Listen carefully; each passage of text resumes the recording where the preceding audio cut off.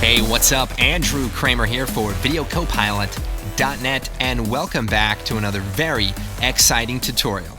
And this time, I mean it. Those previous 140 tutorials, terrible.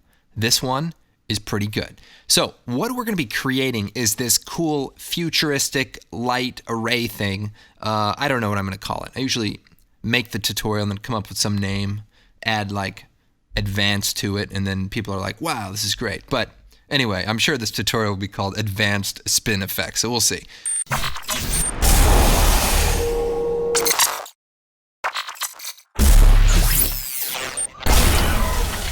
All right, so pretty cool. You're probably thinking it's really just the sound design, and you're right, it is. But I still have to show you how to do the visuals so that the tutorial can be complete. But in all seriousness, there are some cool things we're going to be learning. So for example, all of these cool kind of animation elements are created inside of After Effects with no third-party tools. So we're doing it all right inside of After Effects, and some really interesting looks that we're going to create. And basically, we're going to go through each one of these different elements, create them, and then we're going to composite them together into the final design. So let's go ahead and get started. Let's create a new composition. We'll make it 720p and 300 frames long. We'll call this spectral, and we'll hit OK. So what I want to do is create a black solid background. So we'll just create a new solid. We'll call this background, hit OK. Then we're going to create another new solid, and this is going to be our audio. All right, so I have a music file. I'm going to drop it into our comp, and I'll hit LL. So you can see we just have some audio here. And you can pretty much use any audio that you want, and I'll try to include something in the project file. We can just shut it off for now. We're just going to use the audio to create some of the cool spectral audio waveform effect. We'll click on the audio layer, and we'll choose Effect, Generate Audio Spectrum. And then what we can do is choose the audio layer, which is our music. And we can kind of scrub through here and see a little bit of the movement. We could turn up the maximum height, and that'll give us a little bit more of what's going on. Now, the way the spectrum works versus the way that the waveform works is that the spectrum is like a frequency range. So your low frequencies and your high frequencies. So when you turn up the bass, you're turning up the low frequencies, and when you turn up the treble, you're turning up the high frequencies in the mid-range here. We're going to use this spectral information to create a cool circular animation. What we're going to do is come over here and select the ellipse tool, the circular mask tool. And if we come in here, turn on the title action safe, we can see the middle of the area of that layer. And we're going to click in there and hold down Control-Alt-Shift. And that will create a circle that is perfectly round and from that point. And we'll make it about this large. So I'm also going to go to that mask and set it to none because I don't actually want to mask the layer. And we can hide that. Then we're going to come in here and change the path from none to mask 1. So now our spectral information is now circular. So already we can do some really cool stuff. So let's change the color to white and just kind of focus on the silhouette of the design. And let's go through some of the different settings here. So we have the frequency bands. So that's how many of these things there are. We have the height, of course. Now, one problem is that the low frequencies are really large compared to all the other frequencies. So what we can do is let's switch this off, and then I'm just going to run this off. So see the start frequency right here? I can actually move it over and cut those frequencies off. So we say start it right here, and then we only have to worry about these middle frequencies and the high frequencies. So if I take this point and lower it, you can see we change where the high frequencies start as well. And by the way, if you hold down Control, when you move a slider that seems to be moving too fast, it'll actually slow it down by a factor of 10. So that's helpful. All right, so let's switch back to the mask 1. And we have a pretty uniform spectral effect here. And let's take a look at some of the settings. So right here we have our option to be inside or outside. So if we go side A, that's going to be inside. Side B, it's going to be outside. And then the AB is going to be split. We also have a display option. We can change it to analog kind of cool, and analog dots. So we could check that out. And also if you do A, you only see one line. So you can already kind of see how I did the previous effects. I'm just using multiple copies of this spectral effect. Now, if we preview a little bit of this, just hit preview, you can see that it's pretty fast, it's pretty sporadic. But if we increase the duration, it'll actually sort of average out the movements and somewhat slow it down a little bit. So let's just start throwing together a few different looks here. Let's switch it to B side, so it's on the outside, and let's duplicate the layer. And let's set the transfer mode of both of the layers, so hit F4, and we'll set it to screen. And for the second layer, I'm going to switch it to analog dots, and I'm also going to increase the maximum height. So check this out. See the dots, they sort of run away from the last point. So now we create kind of an interesting effect where all of the dots are just a little bit ahead of the lines. So we could bring that in a touch. We could even take the bottom copy again, duplicate it. Let's put it on top here. And let's switch it to A side and maybe switch it to analog lines. And so now we've got this kind of an effect, which is cool. We can even hit T, lower the opacity of that layer just to create a little separation. And then maybe duplicate that layer again. Maybe switch it to digital and increase the bands on the frequency and then increase the height. We can also hit M and we can select the mask and we can actually rescale the mask. So we could scale the mask down and do some fun stuff that way. So as you can see, it's very experimental. You want to just play around with some different ideas. Let's just leave this one as it is. So this will be one of our mini designs. And then let's go to the project and we'll take our spectral here and we'll hit Control D and then we'll open up that one, spectral 2. So in this one, let's change it up a little bit and maybe come up with some slightly different settings. So let's just delete the first 2 there and just try something different. One thing I like to do is let's switch it to analog lines. And let's come over here to the effects and we're going to add the force motion blur effect. So check this out. We'll drop this on here. It's going to create some motion blur based on the movement of this audio. And we can also take the audio, slide it over. I'm going to come in here and I'm going to play around with some of the settings. So I'm going to bring the frequency of the bands down and maybe take the audio duration down. So as I do that and you hold down Control, you're going to see this sort of ghosting. And the ghosting is basically from the motion blur that we've added. So we can have more steps and then we'll smooth it out quite a bit. Obviously it'll slow it down as well, but making something look good is sometimes worth the extra time it takes to render. But now I can duplicate this, Control D, and maybe give it a few different settings. So let's get rid of the motion blur and let's switch it to digital lines, and then let's set it to A side and maybe increase the bands or actually let's do AB and lower the opacity here. So that's looking pretty interesting. Maybe we'll duplicate it again and let's do some analog dots and let's go to the A side and we'll turn the opacity of it back up and now we've got this kind of effect. We could even turn up the thickness, which will make the dots a little bit bigger. Turn the softness down. All right, so this looks pretty good. Let's go and move on to creating some of these other spinning effects. So let's create a new comp. Same settings, 1280 and 300 frames long. We'll hit OK. And we're going to create a new solid. And we'll call this background. And we'll create another new solid. And we'll call this lines, and we'll hit OK. What I want to do is, again, take the ellipse tool and draw a circle into the middle of the layer. So we'll come in here, maybe about that large. And we're going to select the layer, uncheck the mask mode, and we'll choose Effect, Generate, Vegas. So it's at the bottom there. Now, what this is going to do is create some cool lines along the mask path. So we'll change it to mask, and there we have all of our little lines. Now, I'm going to bring the segments down, and we can play with the color. We can switch it to white here.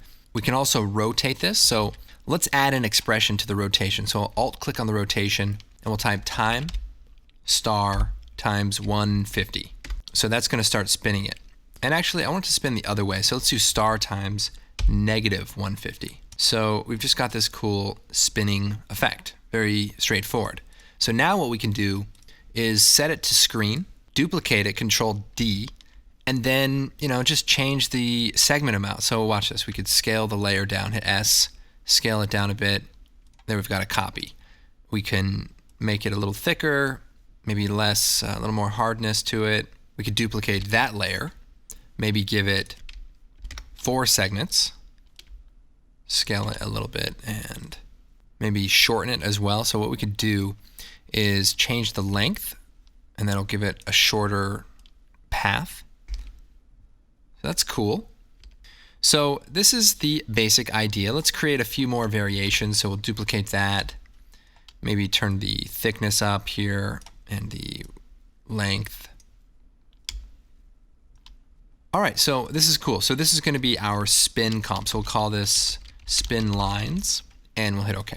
So pretty straightforward. Let's create one more comp. So we're going to create a new comp, and we'll call this random lines, and hit OK. And we can actually take the first 2 lines from this first one and copy it and paste it just to save a little time. So in this case, we want to do a lot of the same stuff, but have a few more dynamic type of elements. For this first one, let's set the segments to 3 and maybe turn up the width a bit and turn the hardness up a little bit. And that's cool. Now I want to create another one that just has dots. So what I'll do is duplicate the layer, and we'll hit return, and we'll call this dots. And I'm going to get rid of the Vegas effect. I'm actually going to add a different one called stroke. So we'll come down here, take the generate stroke effect, put it on the layer, and we're going to switch it to masks, which is already on. Great. Then if I solo the layer, I can turn up the brush size, and then I can turn the spacing up really high. So see this? It starts to create little dots. Now I want to use this as my line, but I want it to spin around in a circle. So what I'm going to do is use the layer below it, and then we'll set the track matte to Luma matte. So now we've created a circular effect with just the dots, and we can go into the matte and we can adjust the opacity point and stuff like that, so we can create a nice effect. We can even add additional segments to just give it a little more variation, but we'll use the 1 for now. Then we'll parent this layer to the dots layer, make some more room, and then take both of those layers and scale it down. So we'll just scale it down a bit here. Here we're starting to just add a little bit more variation. And here we just start randomly duplicating layers and stuff. So Control D, let's scale this down here and maybe thin it out a bit. And maybe have like 8 segments. I'll make it 7. Yeah, 7, that's definitely the right one. Let's duplicate that again, and we'll hit M, and we can just scale the mask down. So we'll double click it, hold down Control Shift Alt, scale it down, and maybe do for this one, let's just do 1 segment. Now I want to create another thicker ring. So what I'm going to do is take the 2 layers that we used the track matte and duplicate both of them. So let's change it to aqua so we can see the difference between these layers, and let's hit Control D. And I'm going to do something a little bit differently. So on this layer, I'm going to make the brush size really large, okay? Now you can see what's happening is when I make it large like that, the spacing is a little bit different. So let's set the track matte to none really quick, and while we align this. So we want it to just scale it so it just perfectly fits in that circle. And remember, you can hold Control to get a much finer position. So that's good. Turn up the hardness, and then we'll switch it back to Luma matte. And then we can take this second copy and hit S, and we can scale it down, kind of stick it right in there. And if we want to make it thicker, we just need to make our mask a little bit thicker. So we can just increase this, and now we've got a cool effect. Now again, we want to go ahead and give it some randomness. So let's do plus 250. Offset the time of those a little bit more. And let's add some more kind of smaller details. So let's see. This one's pretty cool. Let's duplicate this one that just kind of the thinner ones, Control D. And let's reset the layer scale and hit M, mask, and we'll just scale that mask up a bit. There we go. And let's just bring the width of these down. Let's make it nice and thin. And let's do like 6. Shorten them up a bit. And hit S and just bring it a little closer to the other ones there. All right, so this is pretty good. Let's make one more in the middle and maybe scale it down a bit. Just do like maybe 3 and then make it nice and thick here. All right, so very, very scientific process, I know. All right, so now we've got all of these basic effects together. We could probably spend a little bit more time randomizing them a little bit better so that they don't all start at the same time. And then what we want to do is pre-render them out. So instead of having to keep rendering them every time we use them, we're going to pre-render them. So what I'm going to do is come over to the project, take all of these design comps and drop them into a new folder. We'll just call this design elements. And then we'll take these 4 comps and choose composition, add to render queue. So we'll come in here, hit tilde, and click on the output module, hold down the shift and click on the other output module. And we're going to change this to a QuickTime format. So we're going to make a template and we'll just call this QuickTime JPEG. And I might have one in there, so we'll call it version 2. And we'll click edit and let's set it to QuickTime and the format to photo JPEG. Now I don't always get into settings and stuff like that, but for this, this is a good intermediate format for design elements, and we'll hit OK and we'll hit OK. So now all of the settings have changed to that setting, and you'll also notice that I have that setting now available to me, QuickTime JPEG. And then we'll come over here to the output module location and let's set where these files are going to be saved. So in my spin effects folder, I'm going to go ahead and create a new folder called render. And let's render these elements straight to that folder. Now just double check that your in and out point is set to a good length. Maybe 300 probably is a good length. But if you're in a rush, maybe you could just do 150 frames or something like that. And then we're going to hit render, and I'll see you guys in a little bit. It'll be instantaneous. And they're done. It's like the microwave on the Bagel Bites commercial. It's just instantaneous. So I went ahead and rendered out a couple of the other ones that I created, and we're going to import them. So we'll just drag them into the project, and then we'll stick them in the design elements folder. So we've got all these different elements. What we can do is create our new composition where we're going to do our sort of design. So we'll just call this design spin out. Now this is where the fun begins, if it hasn't already, which it hasn't. Now in this comp, we're going to bring all of our layers and effects together. But first, I want to actually create the light array that you see in the original example. So it's these sort of 4 round lights. So to create the lighting array, what we're going to do is create a new solid, and we're going to make it white. And we want the width to be 1/4 of the width horizontally of the comp. So for example, I want there to be 4 panels. So what we'll do is we'll do divided by 4, and that's going to give us a value of 320. So then what we can do is set the value of the height, and then what we can do is set the value of the height to 320 as well. So now we have a perfect square. Then we're going to pre-compose this layer. So we'll come down to the very bottom, pre-compose, and we're going to leave all the attributes in the comp. So we're going to call this light shape, hit OK, and then we're going to duplicate it, and we're going to add a fast blur. So we'll choose effect, blur, fast blur, and we'll hide the other layer here for just a second. And then we'll take the bottom layer and we'll set the track matte to alpha matte. So what this does is creates like a dimming effect around the edges, like maybe a real light panel might. So just a simple little blur, and bam, we increased our production value by like 100 lumens. It's amazing. And now I want to pre-compose this together. So we'll take both layers, choose layer, pre-compose, move all attributes. We'll call this light panel and hit OK. So I've got the one layer here. I'm actually going to open it up and I want to resize the comp. So I'm in the light panel comp, let's go to the comp settings and let's turn this back down to 320 by 320 and hit OK. And that way it's a perfectly square comp. Now, one of the things I want to do is add a little bit of space around the edges. So let's take both layers, hit S, and we'll scale it down a touch. So then we'll close this, come back into the main comp. So now I want to add a little bit of randomness to the brightness.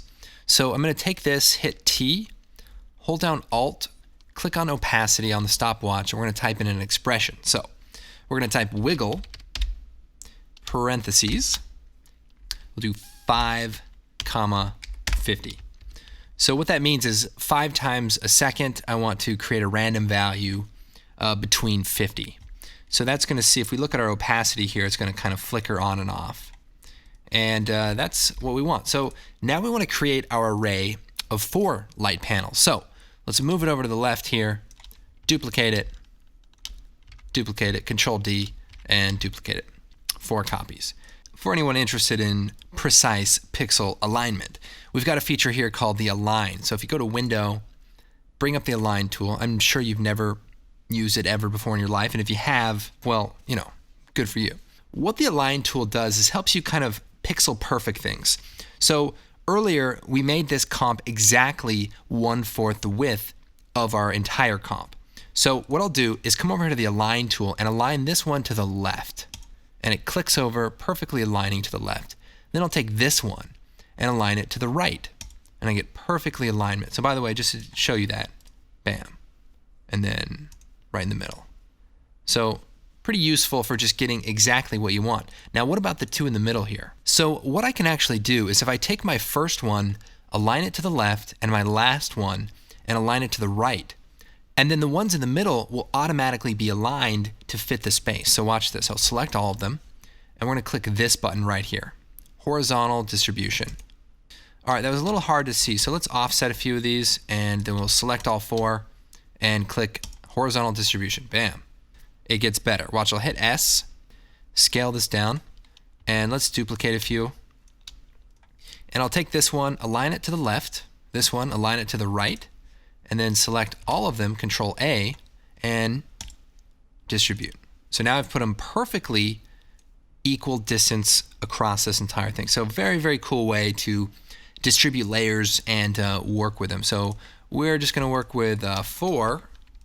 So let's reset this, and we'll put one over to the left, one to the right, and then select them all and distribute perfectly.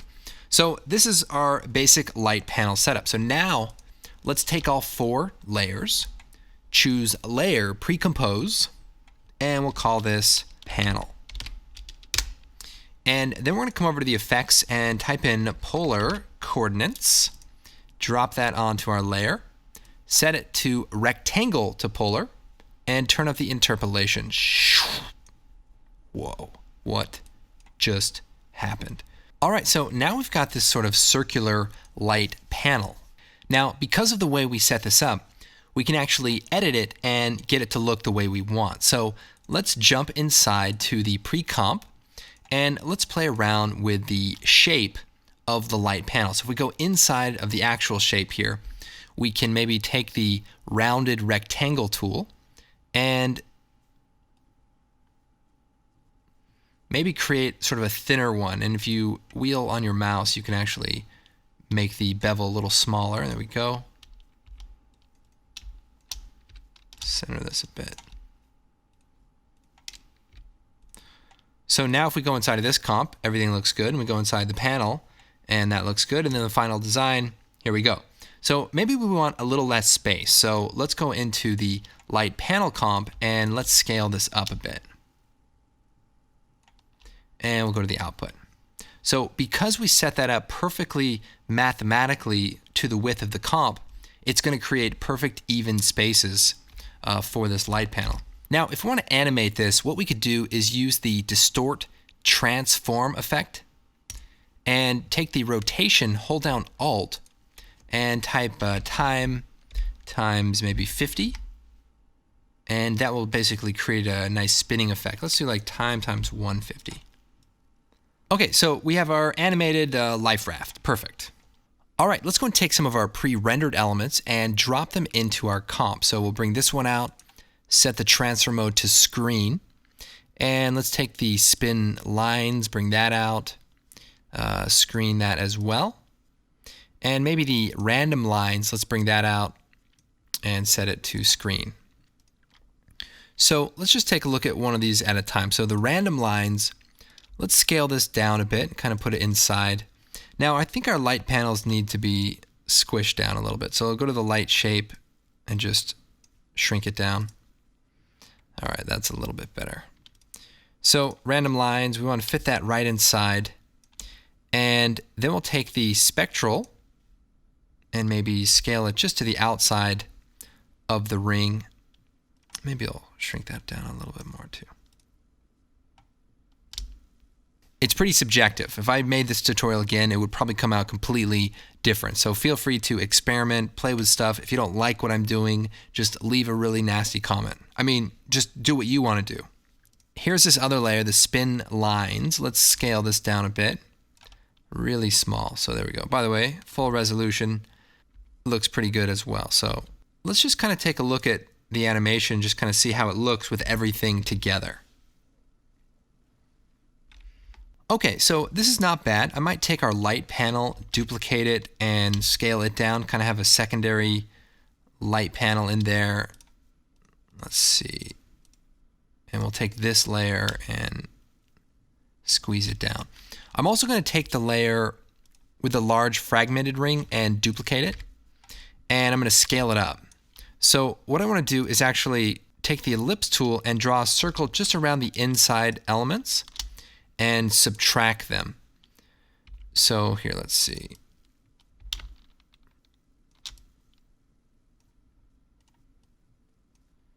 So this way we just have the outside area. Then we're going to choose blur, CC radial blur, and we'll set it to fading zoom and then increase the value. All right, let's put this below all of our different layers. Okay, so that looks pretty cool. I might even take the first spectral effect and lower the opacity just a touch. Let's see here, let's add a little bit of color. Let's create a new adjustment layer. And we'll choose Effect, Color Correction, Curves. And because we've designed everything on a black background, we can actually go in and start playing around with the color. So we'll bring the red channel down, the blue channel up. Maybe go to the green channel and just put a little contrast curve here. And so that looks nice. Probably want to add some glow, so stylize glow. I like to do it fairly soft, so let's see. And the other thing is, you want to create a little bit of separation, so maybe we lower the opacity of some of these other elements so that not everything is so highly contrasted. So again, lower the value there. And again, this just comes down to taste and just kind of getting things to look okay and not seem so out of place. All right, so that's cool. Let's see if we have some of our other elements that might be fun to throw in here. Let's see.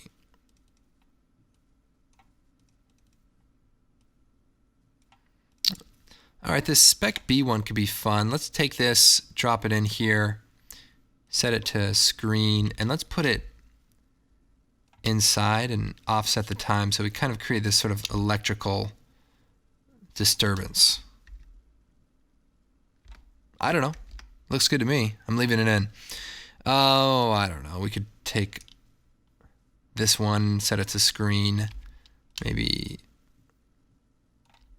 drop it below the color correction. We can even do a thing like add curves or contrast to this layer. So for example, if we add contrast, it'll just kind of leave just the dots, which could be cool. Nice.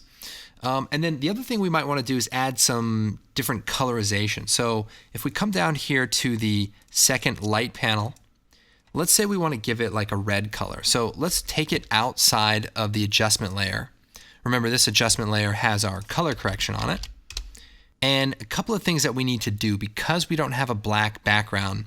Well, what we could do is just come inside here and create one. So new, solid, black, and we'll put it down here below. That's easy enough. So what I'm going to do now is choose Effect, Color Correction, Curves, and we're going to have a red tint. So we'll turn up the red, bring the blue down, and green down a little bit. And let's set this to screen. There we go. And then we want to add like a nice bright glow. So we'll choose Stylize Glow, and we'll crank this up. Now, another thing we could do besides the curves is we could try to just do a tint effect and just tint it red. And then we can just boost the glow. So that actually looks a little bit better. Sorry to waste your time there.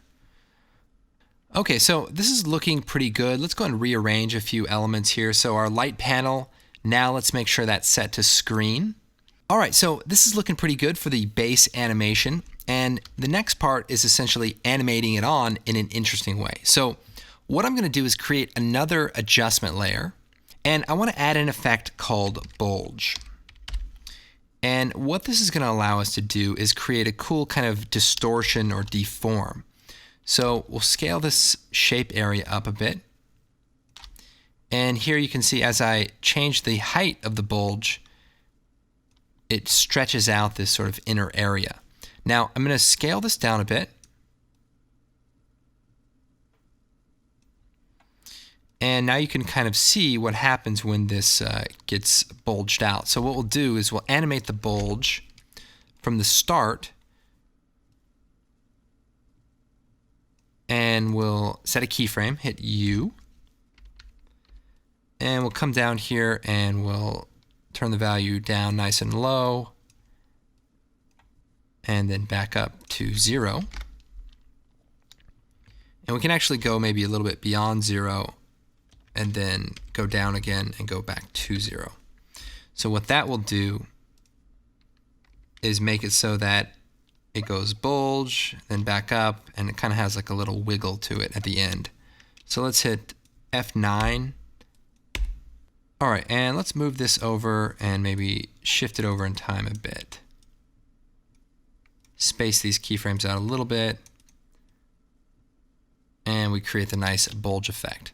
Now, as far as animating this on and sort of in an interesting flickering pattern, if we take a look at the original example, basically what is happening is we're just sort of turning on layers on and off and creating, this randomness as if it's powering up or something like that.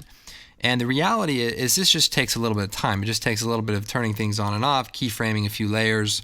There's definitely a lot of room to be creative and to play around with all these different effects, and hopefully you guys can come up with some cool stuff. I think another thing that does help, as it does help promote the website, which is using some lens flares. So we've got a plugin called Optical Flares where we can add some nice flashes of light. So let's jump into the options and load one of the lens flare presets. Now, if you search the blog for the conspiracy presets, we just created some additional lens flare presets and they're pretty nice looking. So let's open up one and let's set the transfer mode to screen and maybe just stick it right in the middle there. So if we go to frame 1, we could set a keyframe, turn the brightness down to 0. We'll move forward, set it to like 100, down to maybe 50, and then down to 0. So we get like a nice flash, and then maybe move forward and do one more large flash. So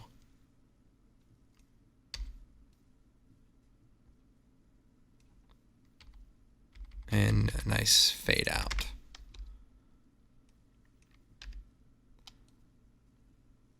There we go. Maybe give it a little more blue. It's easily tinted a bit. Now, of course, this is optional. It's not necessary, just a nice little touch to spice it up a bit. Of course, you can get optical flares from videocopilot.net, one of our great products. And recently we came out with a new model pack for Element 3D called Jet Strike.